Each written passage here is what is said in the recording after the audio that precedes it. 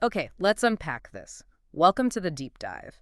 Today, we're looking at a whole stack of sources on, well, one of the most incredible and frankly versatile American singers ever. We are indeed. Our job today really is to get into the career of Linda Ronstadt, pull out the key moments, the unexpected turns, the impact she had based on all this material. Right, how this voice from Tucson just exploded globally. Rock, country, pop standards, mariachi, she did it all. Navigated fame, pushed boundaries, left a huge mark. Definitely. So let's explore how that happened. Let's dive in. So Linda Ronstadt's origins. Born Linda Marie Ronstadt, July 15th, 1946, Tucson, Arizona. And her family history is really tied up with that place, isn't it? Oh, absolutely. It's fascinating how much those roots played into her music later on. Her father's side, you got Mexican heritage, but also a German ancestor. They were like pioneers in ranching and business in Tucson. Her grandfather, Federico Jose Maria Ronstadt, he was a prominent businessman, a wagon maker. Yeah, exactly. And the Tucson Central Transit Terminal is actually dedicated to him. So a really established family there. And then the mother side, German, English, Dutch, and her grandfather, Lloyd Groff Copeman, this name jumps out, an inventor. A hugely prolific one, like nearly 700 patents. Early toasters, things like that.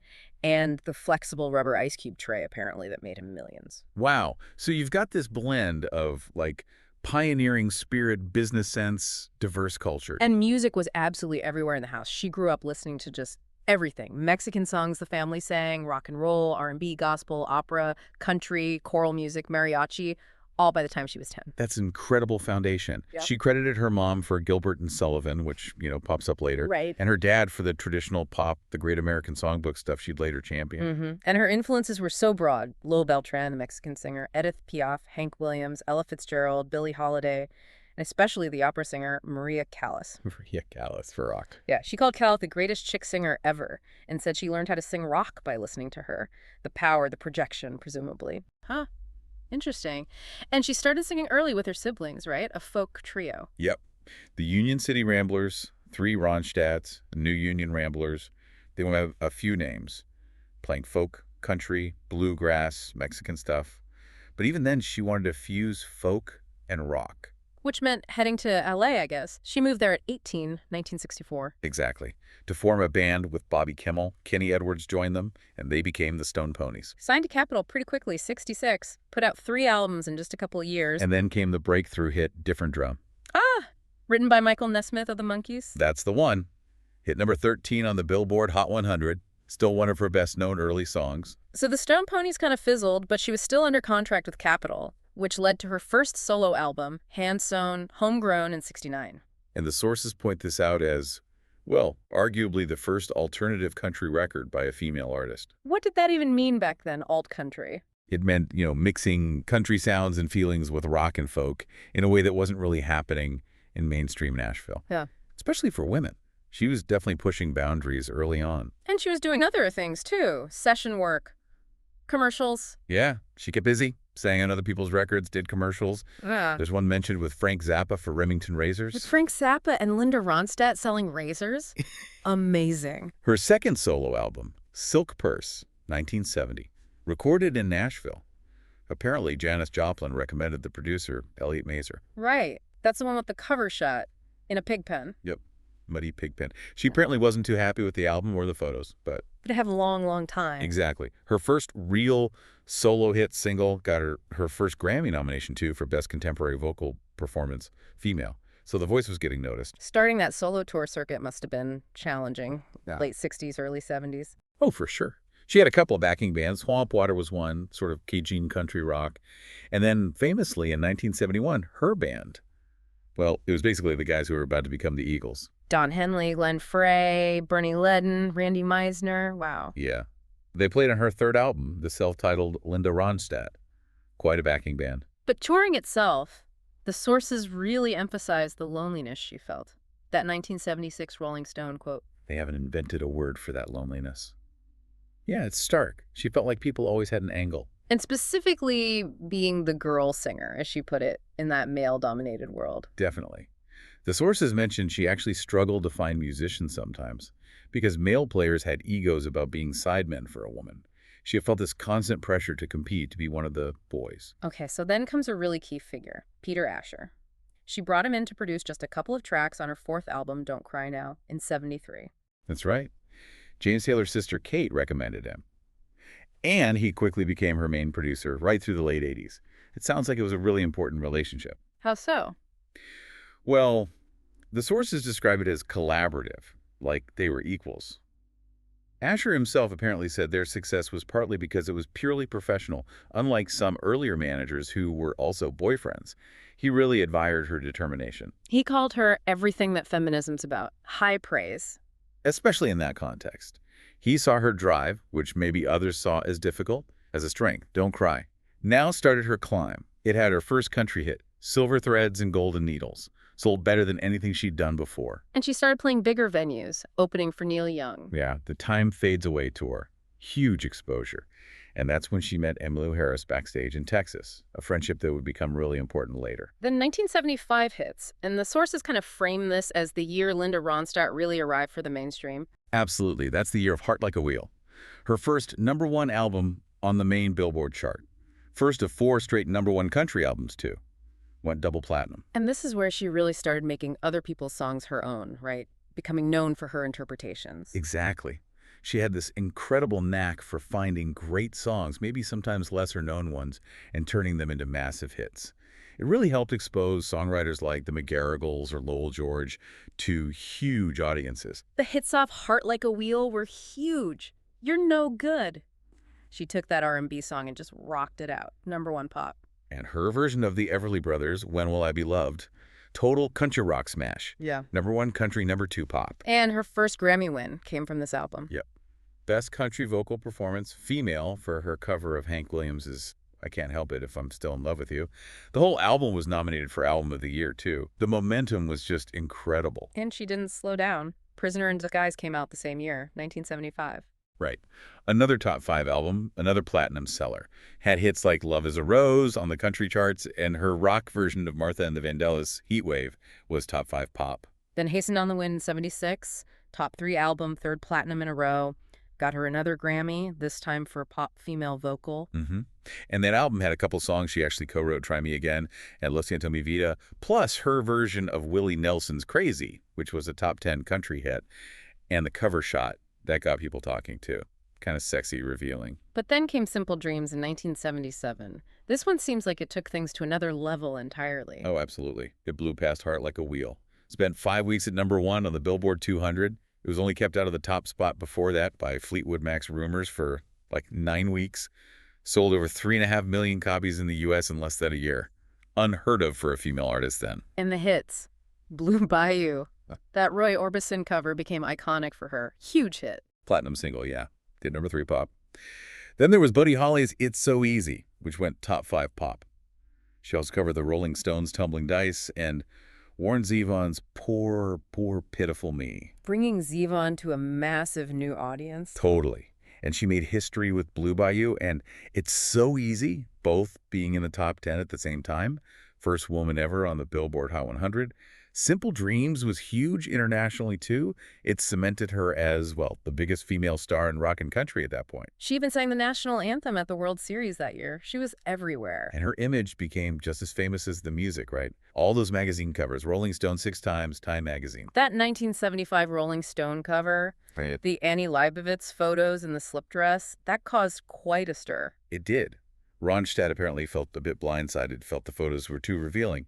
Her manager, Peter Asher, reportedly kicked Leibovitz out, though Ronstadt later acknowledged Leibovitz did capture something real about her personality, just maybe not how she wanted to show it publicly. And the Time cover in '77 with the banner Torchy Rock. She didn't like that either. No, she felt it projected an image that wasn't her. Hated being forced into a dress for the photo. It really speaks to that pressure female artists faced. And again, you see Asher defending her, saying she was everything that feminism's about, pushing back against those expectations. 1978 brings Living in the USA, her 3rd #1 album in a row, tied Carole King's record. And it broke new ground commercially. It was the first album by any artist, male or female, band or solo, to ship double platinum, meaning over 2 million copies were ordered before it even came out. Ended up selling 3 million in the U.S. The big hit from that was Ooh, Baby Baby, the Smokey Robinson song. That one crossed over everywhere, didn't it? Amazingly so. Pop, adult contemporary, country, and R&B charts. just showed her incredible reach. Billboard basically crowned her queen of 1978, pop female singles artist, pop female album artist, overall female artist of the year. And the Living in the USA cover image itself became iconic. Her on roller skates, short permed hair. Yeah, she used that look on concert posters, too. She was really using visuals to promote everything. She even popped up in the movie FM that year, performing a few songs. Including Tumbling Dice, which she recorded after Mick Jagger suggested it. That's the story. They met backstage. He said she should do more rock, so she did. And then she actually sang it with the Stones on stage in Tucson later that year. Said Jagger was so silly on stage, she didn't even feel nervous. By the end of '78, she'd really proven something huge, hadn't she? A solo woman could dominate not just the charts, but the massive arena concert circuit. Absolutely. First woman to consistently sell out arenas and stadiums. She became known as the highest paid woman in rock. The numbers are pretty staggering, like over $12 million income in '78. That's like $58 million today. And album sales grossing close to $290 million in today's money. Just phenomenal success. Rolling Stone called her rock's Venus. By '79, she had this unprecedented run of platinum and multi-platinum albums. Her 1976 greatest hits just kept selling for decades, eventually hitting 7 times platinum. She really owned the '70s. Us Weekly put her with Joni Mitchell, Stevie Nicks, Carly Simon, the Queens of Rock, acknowledging that women were now central figures. Entering the '80s, she didn't just rest on her laurels. 1980s Mad Love was a conscious shift, more towards rock and new wave. Featuring songs by Elvis Costello, the Cretones, it was her 7th straight platinum album. Debuted in the top 5, which was a record then, peaked at #3, had hits like How Do I Make You? Yeah. Got another rock Grammy nomination, lost to Pat Benatar, who actually gave Ronstadt a shout-out in her acceptance speech. But then a totally different direction, Broadway. Yeah, quite the pivot. Yeah. Summer of 1980, she started rehearsals for Joseph Papp's production of Gilbert and Sullivan's The Pirates of Penzance with Kevin Kline. Which ties back to her family history, her mother loving Gilbert and Sullivan. Exactly. It felt kind of full circle, even if unexpected. And it was a huge hit. Moved to Broadway, ran for over a year. Critics raved about her singing, handling the difficult coloratura parts. She did the movie version, too, in '83. Her only real acting role in a film. Got a Golden Globe nomination for it. And a Tony nomination for the stage version. So a major success. But her attempt at actual opera, La Boheme in '84, that didn't go so well. No. Critical and commercial disaster, apparently. Closed really quickly. Yeah, maybe a bridge too far at that moment. Back on the album front, Get Closer came out in '82. Mostly rock again. This was the one that broke her platinum streak, right? Peaked lower on the charts. It did, only hit #31, but it still had top 40 hits like the title track and I Knew You When, and a surprise AC hit, easy for you to say, plus a country hit. She even made music videos for it that got play on early MTV. Still got 2 Grammy nominations. But she was getting tired of the arenas by then. Yeah, she said they weren't appropriate places for music, wanted something more focused. Talked about wanting angels in the architecture. Which leads us to maybe the boldest move of her career, recording standards with Nelson Riddle. Incredible turn. She apparently had to really push her label, Elektra, to let her do it. They were skeptical. Understandably, maybe. Rock superstar wants to sing old standards. Exactly. But she enlisted Nelson Riddle, the legendary arranger who was 62 at the time, and they created this amazing trilogy. What's New in '83, Lush Life in '84, and for sentimental reasons in '86. What's New was the big one, wasn't it? Despite people calling it elevator music. Oh, it was huge. Spent 81 weeks on the Billboard chart, peaked at #3, only kept out by Michael Jackson's Thriller and Lionel Richie's Can't Slow Down, went triple platinum. Got another Grammy nomination? And the critics loved it. Many did. Time called it one of the gussiest, most unorthodox and unexpected albums of the year. And the impact was significant. It brought Nelson Riddle's genius to a whole new generation, revitalized his career before he passed away. And as Stephen Holden wrote in the New York Times, it was really the first serious, commercially successful attempt by a major rock star to bring back the Great American Songbook. She basically opened the door for that whole revival. Pretty much. And she toured these songs with Riddle, playing proper concert halls, like Carnegie Hall. Much later, in 2004, she revisited that style with Hummin' to Myself, a more intimate jazz album. Another constant through her career was collaboration, especially with Dolly Parton and Emmylou Harris. The trio. Right. They were friends for years, tried to make an album back in '78, but it didn't quite work out then. Some tracks ended up on their solo albums. But they finally did it properly in '86, released Trio in '87. And it was enormous. #1 country for 5 weeks, top 10 pop. Sold over 3 million copies in the U.S. alone. Won a Grammy for Best Country Performance by a Duo or Group.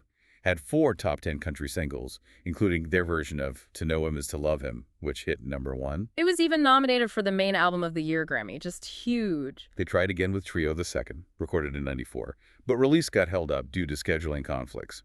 Ronstadt actually used a few tracks, keeping Harris's vocals, on her '95 album Feels Like Home. But Trio the Second eventually came out in '99. Yeah, as originally recorded. Featured that beautiful cover of Neil Young's After the Gold Rush. Went gold, won another Grammy, this time for Best Country Collaboration. She also had a massive return to mainstream pop success in '89 with Cry Like a Rainstorm, Howl Like the Wind. Her 10th top 10 album, triple platinum. And this is the one with the huge Aaron Neville duets. Don't Know Much and All My Life. Those songs were everywhere. Absolutely huge hits. Dominated the adult contemporary charts, crossed over big time to pop, won them back-to-back Grammys for Best Pop Duo Group Vocal Performance in '89 and '90. She said singing with him brought out something different in her voice. Yeah, that blend was really special. The '90s saw her continue exploring. Winter Light in '93 had some new age sounds, didn't do well commercially. Feels Like Home in '95 was a return to country rock. Then the Lullabies album, dedicated to the One I Love in '96, that actually won a Grammy for Best Children's Album. It did. Then we ran in '98, back to roots rock, covering Springsteen, Dylan. Critically liked, but commercially, it struggled. But then she teamed up with Emmylou Harris again for Western Wall. The Tucson Sessions in '99, a folk rock project that did well and got a Grammy nomination. Her last couple of albums, A Merry Little Christmas in 2000, and then Adieu False Heart in 2006 with Anne Savoy. That was her final studio recording. As a lead vocalist on a full album, yes. Adieu False Heart was roots music, Cajun influences. Got a couple of Grammy nominations, but again, didn't sell much. It was her last recording session before her voice gave out. Let's talk about that deep connection she had to her Mexican heritage and Latin music. That wasn't just a phase, it was core to her identity. Absolutely. She grew up with it through her father's family. She called ranchera music Mexican bluegrass way back in '68, seeing the folk connections. And that led to Canciones de mi Padre in 1987, an album entirely of traditional Mexican folk songs. It was a huge statement, a passion project. The title, Songs of My Father, was a direct tribute. The songs came from a booklet. Her aunt, Luisa Espinel, who was an international singer herself, had published songs her grandfather brought from Sonora. She identifies strongly as Mexican-American. Does she speak fluent Spanish? The sources say not fully bilingual, but she has a good command and, crucially, sings it beautifully without a discernible American accent. She was deeply influenced by singers like Lola Beltran, and Eduardo Lalo Guerrero, the father of Chicano music, used to serenade her as a kid. Wow. And Canciones de mi Padre wasn't just a critical success, it was huge commercially, wasn't it? Phenomenal. Won the Grammy for Best Mexican-American Performance, and it became the best-selling non-English language album in U.S. history. Certified double platinum. Sold over 2.5 million copies. It's seen as a real landmark, helping spark a kind of Latin cultural renaissance in North America. She even toured a stage show based on it, won an Emmy for the PBS broadcast. She did. And followed it up with 2 more Latin albums in the early '90s. Mas Canciones, another mariachi album, and Frenesi, exploring Afro-Cuban music. Both won Grammys, critically acclaimed, though not as commercially massive as the first one. And Canciones de mi Padre got into the Grammy Hall of Fame recently, deservedly so. Absolutely.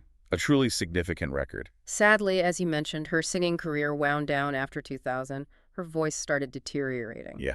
Final solo album 2004, final collaborative one 2006, final concert 2009.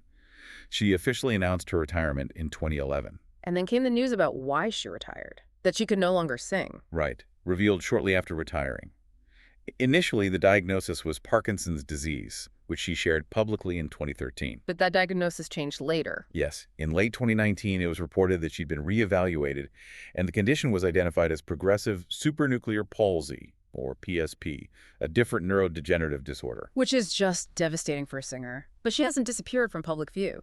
Not at all. She's continued to do interviews, speaking tours. She wrote her autobiography, Simple Dreams, a musical memoir, in 2013. Which led to that fantastic documentary, Linda Ronstadt, The Sound of My Voice, in 2019. And she published another memoir more recently, Feels Like Home, a song for the Sonoran borderlands, in 2022, really focusing on her roots and that region. Alongside her music, the sources also highlight her history of activism and speaking out. They do. And just a note to you listening, as we always do, we're just reporting what's in the source material here regarding these political topics. We're not endorsing any specific viewpoint, just conveying the information provided. Right, so one incident that got a lot of attention was in 2004 in Las Vegas.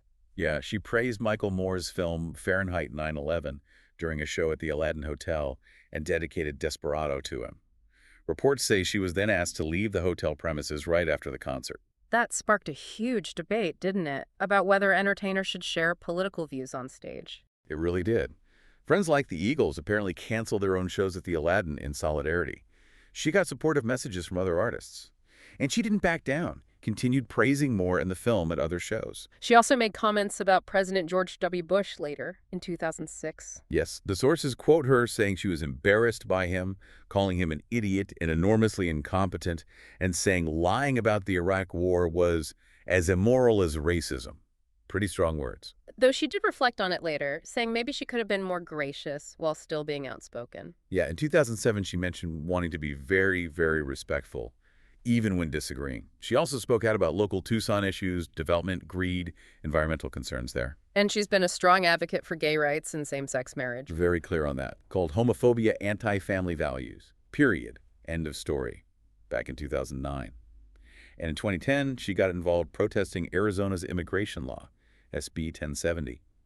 As the native Arizonan with family and law enforcement, she felt she had a dog in the fight. She even joined a lawsuit against the law. Beyond those specific issues, she's advocated for the arts, right? Spoke to Congress for NEA funding. Yep, in 2009. And she was artistic director for the San Jose Mariachi Festival for a time. Plus, she's been outspoken on environmental issues, supporting sustainable agriculture.